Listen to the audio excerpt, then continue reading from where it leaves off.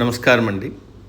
ఈనాటి కమ్మని కథ పేరు మాట తీరు. వినిపిస్తున్నది మీ విజయభాస్కర్. నాలుక మైనపు ముద్ద కానీ తెచ్చే చేటు కొండంత. ఒకానొక గ్రామంలో రామయ్య అనే వ్యాపారి ఉండేవాడు. అతనికి మంచి బుద్ధి, సహాయం చేసే గుణం ఉన్నప్పటికీ అతని మాట తీరు మాత్రం చాలా కఠినంగా ఉండేది. ఎవరితోనైనా మాట్లాడేటప్పుడు ఎదుటివారి మనసు ఏమవుతుందో అని ఆలోచించకుండా నాలుకకు ఏది వస్తే అది మాట్లాడేసేవాడు. అతని మాటల్లోని కారాన్ని తట్టుకోలేక ఊరి జనాలు, చివరికి అతని సొంత కుటుంబ సభ్యులు కూడా రామయ్యకు దూరంగా ఉండేవారు. ఒకరోజు రామయ్య తన పాత మిత్రుడైన సోమనాథుడిని ఊరి నడిబొడ్డున కలిశాడు.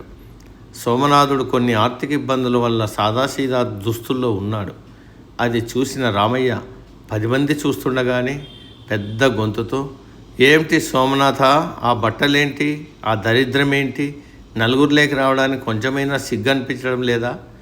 పైసలు లేక బిచ్చగాళ్ళ తయారయ్యావు" అని అందరి ముందు ఎగతాళిగా అన్నాడు.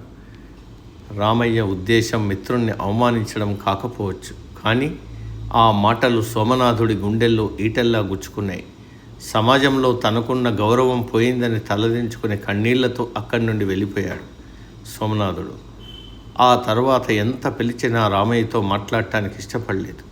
కొద్ది రోజుల తర్వాత రామయ్యకు తాను చేసిన తప్పు తెలిసొచ్చింది.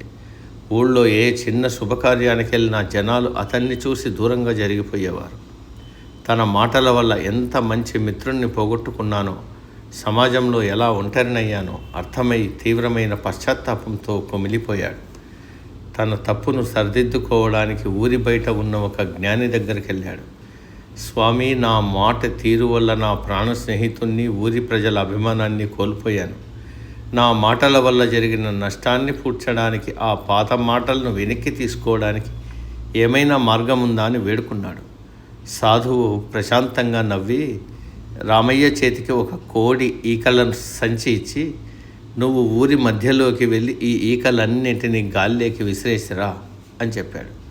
రామయ్య అలాగే చేసి వచ్చి, "స్వామి, మీరు చెప్పినట్లే ఈకలన్నీ గాల్లోకి విసిరేశానన్నాడు." అప్పుడు సాధువు, "చాలా మంచి పని చేశావు.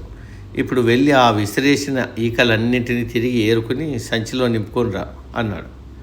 రామయ్య ఆశ్చర్యపోతూ, "అదెలా సాధ్యం స్వామి? నేను గాల్లోకి విసిరేసిన గాలికి ఆ ఈకలన్నీ ఊరంతా ఎగిరిపోయి ఉంటాయి. ఒక్క ఈకను కూడా తిరిగి వెతికి పట్టుకోలేను కదా" అన్నాడు. అప్పుడు సాధువు చిరునవ్వుతో, "మన నోటి నుండి వచ్చే కఠినమైన మాటలు కూడా అంతే రామయ్య. ఒకసారి నోరు దాటి బయటకు వచ్చిన మాటలను గాలిలో కొట్టుకుపోయిన ఈకల్లాగా తిరిగి వెనక్కి తీసుకోలేం. నువ్వు పశ్చాత్తాపడి క్షమాపణ అడిగినా ఆ మాటలు ఎదుటివారి మనసులో చేసిన గాయం, కలిగించిన అవమానం ఎప్పటికీ మానవు. విరిగిన మనసును, పోయిన గౌరవాన్ని మళ్ళీ అతికించడం సాధ్యం కాదు" అని వివరించాడు. ఆ మాటలతో రామయ్యకు జ్ఞానోదయమైంది.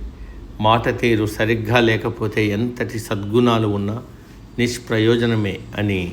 ఒక కఠినమైన మాట జీవితాంతం సంపాదించుకున్న బంధాలను, గౌరవాన్ని నాశనం చేస్తుందని గ్రహించాడు. ఆ రోజు నుండి రామయ్య తన నోటిని అదుపులో ఉంచుకుని మృదువుగా మాట్లాడడం అలవాటు చేసుకున్నాడు. ఈ కథ వల్ల ఏం తెలుసుకుంటున్నాం? కోపంలో విసిరే ఆయుధం శరీరాన్ని గాయపరిస్తే, ఆలోచించకుండా మాట్లాడే కఠినమైన మాట తీరు ఎదుటివారి మనసును గాయపరిచి బంధాలను శాశ్వతంగా తుడిచిపెట్టేస్తుంది. కాబట్టి మాట్లాడే ముందు మన మాటల పరిణామాన్ని ఆలోచించడం చాలా అవసరం. సర్వే జన సుఖినో భవంతు.